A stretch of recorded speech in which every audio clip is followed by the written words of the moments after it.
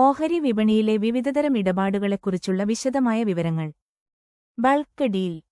ഒരു ഓഹരിയുടെ മൊത്തം വിപണിമൂല്യത്തിന്റെ 0.5% -ൽ കൂടുതൽ ഓഹരികൾ ഒരുമിച്ച് വാങ്ങുകയോ വിൽക്കുകയോ ചെയ്യുന്ന ഇടപാടാണ് ബൾക്ക് ഡീൽ.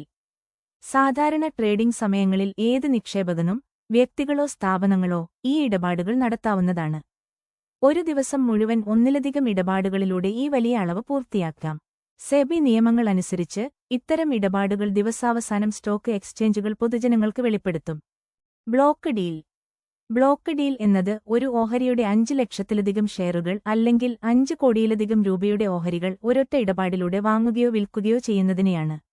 ഇത് സാധാരണ ട്രേഡിംഗ് സമയത്ത് നടക്കുന്നില്ല, പകരം പ്രത്യേകമായി നിശ്ചയിച്ച ഒരു സമയ വിൻഡോയിൽ, ഉദാഹരണത്തിന് രാവിലെ പകൽ 9 മണി കഴിഞ്ഞ് 15 മിനിറ്റ് മുതൽ പകൽ 10 മണി ആകാൻ 10 മിനിറ്റ് വരെ മാത്രമാണ് നടത്തുന്നത്.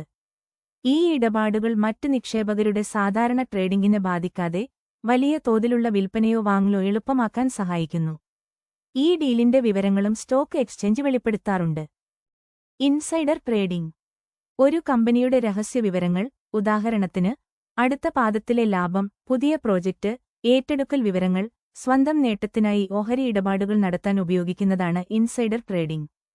കമ്പനിയുടെ ഡയറക്ടർമാർ, പ്രൊമോട്ടർമാർ, ഉയർന്ന ഉദ്യോഗസ്ഥർ, അല്ലെങ്കിൽ ഈ വിവരങ്ങളിലേക്ക് പ്രവേശനമുള്ള മറ്റേതെങ്കിലും വ്യക്തികൾ എന്നിവർക്ക് ഇത്തരം ഇടപാടുകൾ നടത്താൻ സാധ്യതയുണ്ട്. ഇത് നിയമവിരുദ്ധമായ ഒരു പ്രവൃത്തിയാണ്, കാരണം ഇത് സാധാരണ നിക്ഷേപകരോടുള്ള നീതികേടാണ്. സെബി പോലുള്ള റെഗുലേറ്ററി അതോറിറ്റികൾ ഇത്തരം ഇടപാടുകൾ കർശനമായി നിരീക്ഷിക്കുകയും ശിക്ഷാ നടപടികൾ എടുക്കുകയും ചെയ്യുന്നു.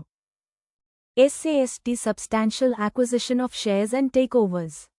ഒരു വ്യക്തിയോ അല്ലെങ്കിൽ ഒരു ഗ്രൂപ്പ് ഓഫ് വ്യക്തികളോ ഒരു കമ്പനിയുടെ ഓഹരികൾ ഒരു നിശ്ചിത ശതമാനത്തിൽ, ഉദാഹരണത്തിന് 5% അല്ലെങ്കിൽ 10% കൂടുതൽ വാങ്ങുമ്പോൾ അത് കമ്പനിയുടെ നിയന്ത്രണത്തിൽ കാര്യമായ മാറ്റം വരുത്താൻ സാധ്യതയുണ്ട്.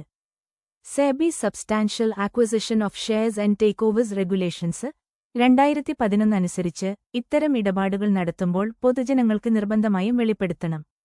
ഇത് ഓഹരി ഉടമകൾക്കും നിക്ഷേപകർക്കും കമ്പനിയുടെ ഉടമസ്ഥതയിൽ വരുന്ന മാറ്റങ്ങളെക്കുറിച്ച് അറിയാൻ സഹായിക്കുന്നു. Thank you for watching. ഈ വീഡിയോ നിങ്ങൾക്ക് ഉപകാരപ്പെട്ടാൽ ലൈക്കും കമന്റും ചെയ്യുക. ഇതുപോലുള്ള ഇൻഫോർമേറ്റീവ് വീഡിയോകൾക്ക് ഫോളോ ചെയ്യുക.